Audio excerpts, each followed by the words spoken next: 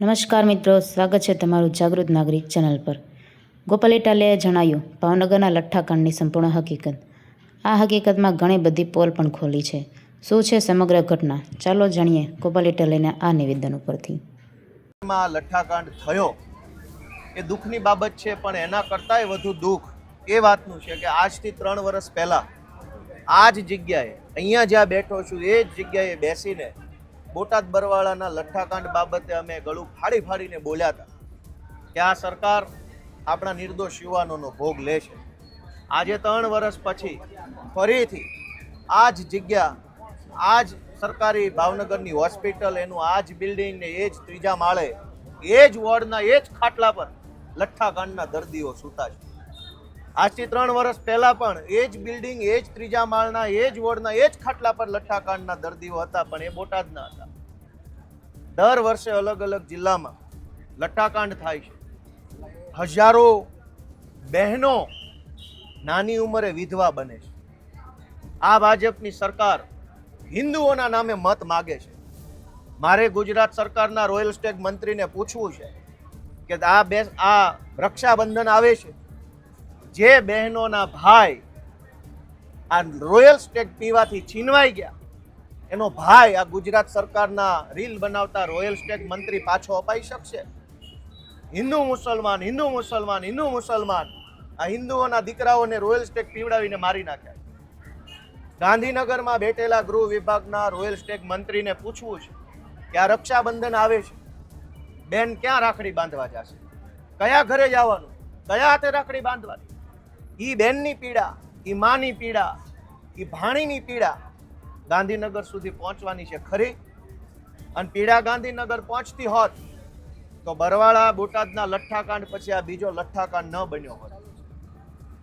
અને દર વખતે લઠ્ઠાકાંડ બને એટલે SP, IG, collector, royal Stag મંત્રી, સરકારના બીજા બધા વિભાગના મંત્રીઓ એક સાથે કડક કાર્યવાહી, પંચની નિમણૂક કરશું, કમિશન બનાવશું, કોઈને છોડવામાં નહીં આવે. મારી ભાવનગરના એસપી ને આઈજીને સીધો પ્રશ્ન છે કે બોટાદના લઠ્ઠાકાંડના આરોપીને કઈ ફાંસીએ ચડાવ્યા? લાવો હિસાબ. તમે એટલા જ બધા ઈમાનદાર છો, હરિશ્ચંદ્રના વારસદારો છો, તો બોટાદના લઠ્ઠાકાંડના આરોપીને કઈ ફાંસીએ ચડાવ્યા, કઈ સજા કરાવી, જરાક આપો હિસાબ. ઘટના પછી ઘટના, ઘટના પછી ઘટના, નિર્દોષ યુવાનોનો ભોગ લેવાઈ જાય અને સરકાર માત્ર વાર્તા કર્યા કરે. આ કેટલું દુઃખદ છે. જે લોકોએ આ ઝેરી દારૂ બનાવવાનું કામ કર્યું, એમાંય દુઃખનો વિષય જુઓ કે ગુજરાતમાં દારૂ બંધી છે, પણ અહીંયા ઇંગ્લિશ દારૂનું મેન્યુફેક્ચરિંગ ચાલુ થયું છે. બધા જ જિલ્લાઓમાં ફેક્ટરીઓ છે, નકલી દારૂ બનાવવામાં આવે છે. બોટાદમાં જ્યારે લઠ્ઠાકાંડ બન્યો ત્યારે પણ અમદાવાદની ફેક્ટરીમાંથી ઇથેનોલ આવેલું, અને ભાવનગરમાં દારૂ બન્યો તો પણ અમદાવાદથી ઇથેનોલ આવે છે. સરકારનો તો એવો દાવો છે કે આ કડક હાથે કામ લેવા વાળી સરકાર છે કે અગાઉના લઠ્ઠાકાંડ વખતે રોયલ સ્ટેગ મંત્રીએ એવું કીધેલું કે હવે પછી ગુજરાતમાં કોઈ ઘટના ન બને એવો નમૂનારૂપ દાખલો બેસાડવામાં આવશે. ભાઈ, તમારી વાત તો બુટલેગરે માનતા નથી, હાલી હું નીકળ્યા છો. નહીતર ગુજરાત રાજ્યના રોયલ સ્ટેગ મંત્રી એમ કહી દે કે હવે કોઈની ખેર નથી, અને ભાવનગરમાં પાછા રોયલ સ્ટેગની બોટલો બનાવવાનું ચાલુ થઈ જાય, તો આ બુટલેગરો તો મંત્રીને ઘોળીને પી ગયા છે, સરકારને ઘોળીને પી ગયા છે, અને કોઈનો ડર નથી. આ પરિસ્થિતિની અંદર આપણી બહેનો દીકરીઓનો શું દોષ? આજે જે 7 વ્યક્તિઓના મૃત્યુ થયા, એના પરિવારની માં, પત્ની, બહેન કે બાળકો, હવે એનો આધાર કોણ? અને નિરાધાર બન્યા છે એનો જવાબદાર કોણ? ભાજપવાળા તો એમ કહે છે કે દાદાની સરકાર. દાદા આવા હોય જે પોતાની દીકરીના ધણીને મરાવી નાખે? દાદા આવા હોય જે એક દીકરીના ભાઈને મરવી નાખે રોયલ સ્ટેગ પીવડાવીને? આવા દાદા હોય? દાદાની સરકાર તો દયાળુ હોવી જોઈએ કે દારૂ તો શું, પાણી ખરાબ ન આવવું જોઈએ. એના બદલે અહીંયા તો લોલમ લોલ દર વર્ષે લઠ્ઠાકાંડ. અને સૌથી દુઃખનો વિષય કે આપણા રાજ્યમાં ગુંડાઓ, બુટલેગરો, તોડબાજો, માફિયાઓ, ખોટું કરનારાઓ આગળ આગળ આગળ, અને સરકાર પાછળ પાછળ પાછળ પાછળ. પહેલા ક્રિયા પછી પ્રતિક્રિયા. જ્યારે એક વખત લઠ્ઠાકાંડ થાય એટલે એક અઠવાડિયા સુધી ડ્રાઈવ ચલાવવામાં આવે અને એક અઠવાડિયા સુધી ક્યાંય દારૂ ન મળે. જેવું બધું નોર્મલ થાય, ભીનું સંકેલાઈ જાય, ઘીના ઠામમાં ઘી પડી જાય ને દારૂના ઠામમાં રોયલ સ્ટેક પડી જાય એટલે પાછો દારૂ મળવા લાગે. મેં પોતે પોલીસમાં નોકરી કરી છે.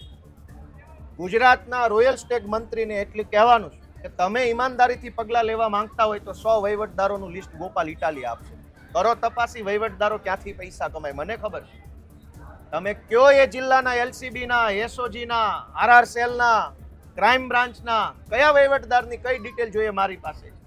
રૂપિયાના હપ્તા લઈ અને એ હપ્તા કમલમ સુધી પહોંચાડી અને લોકોને મરવા માટે છોડી દે છે. આ કેટલો દુઃખનો વિષય છે. દારૂબંધીની આ હાલત દુનિયા જોઈ રહી છે.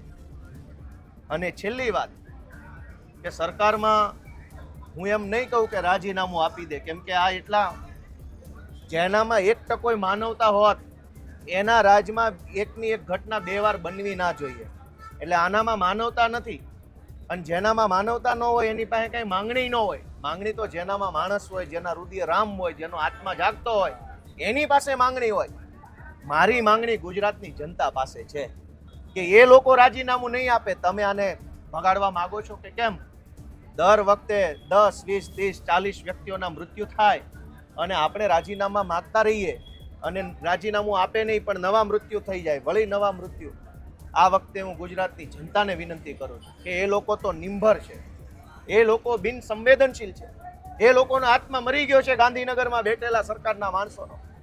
આપણો જો આત્મા જાગતો હોય ને તો આપણે હવે જાગવું પડશે અને આ લોકોને ભગાડવા પડશે. આ છાસવારે રોજ ઉઠીને દારૂના નામે મોત, એક્સિડન્ટમાં મોત, પાણીમાં તણાઈને મોત, માથે મકાન પડ્યું મોત, અગ્નિકાંડ રાજકોટમાં થઈ ગયો એમાં મોત, મોરબીમાં પુલ તૂટ્યો મોત, હરણી બોટમાં ઊંધી પડી મોત, સુરતના એક તક્ષશિલામાં કોચિંગ ક્લાસમાં આગ લાગે તો બધા કોચિંગ બંધ. પણ હજારો વખત દારૂના નામે લોકો મરે છે તો દારૂ કેમ બંધ નથી થતો? એક ઘટના બને એટલે અંધેરી નગરી ગંડુ રાજા. સાવ છેલ્લી વાત કે મેં આ ખાટલે સૂતેલા દર્દીઓને પૂછ્યું, મેં કીધું ભાઈ તમે શું થયું? મેં પોતે પોલીસમાં નોકરી કરી છે.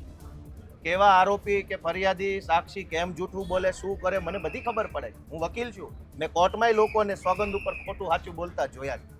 મેં પેલા ભાઈ દર્દીને પૂછ્યું કે શું થયું? ત્યાં તો સામે ચાલીને, મેં અહીંથી નથી પીધું, હું તો વાપીથી પીને આવ્યો. કેમ ભાઈ, કોણે આવું શીખવાડ્યું? વાપીથી દારૂ પીધો ભાવનગરના દવાખાનામાં શું કરે?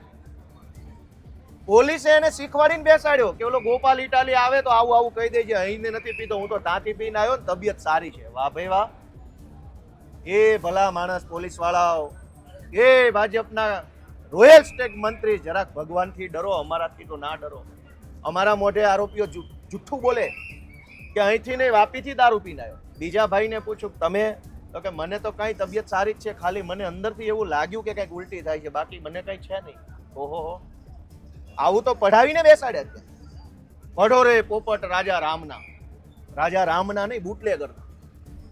પઢો રે પોપટ ભાવનગરના એસપીએ પઢાવેલા બુટલેગરના. ગુજરાતની જનતાને મારી 2 હાથ જોડીને વિનંતી છે કે આપણી બહેનો દીકરીઓને બચાવી લો. નાની ઉંમરમાં વિધવા બને છે, બાપ વગરની દીકરીઓ થઈ જાય છે, ભાઈ વગરની બહેનો બને, એને બચાવવાની જવાબદારી આપણા સૌની છે. આંખો તો મિત્રો, આપણે જોયું કે ગોપાલ ઇટાલિયાએ જણાવ્યું એ રીતે લઠ્ઠાકાંડ પહેલાં પણ થઈ ચૂક્યો છે, પરંતુ આ સરકારને કોઈ ફેર પડતો નથી અને રોયલ સ્ટેક સરકાર બહેનોના ભાઈઓને છીનવીને પણ ચૂપ બેઠી છે. શું લાગે છે તમને કે આ સમગ્ર ઘટના કોની બેદરકારીથી થઈ છે અને કોણ જવાબદાર છે? તમારો અભિપ્રાય કોમેન્ટમાં જરૂર જણાવજો અને નવા વિડીયો માટે બન્યા રહો અમારી ચેનલ પર. જય હિન્દ, જય ગુજરાત મિત્રો.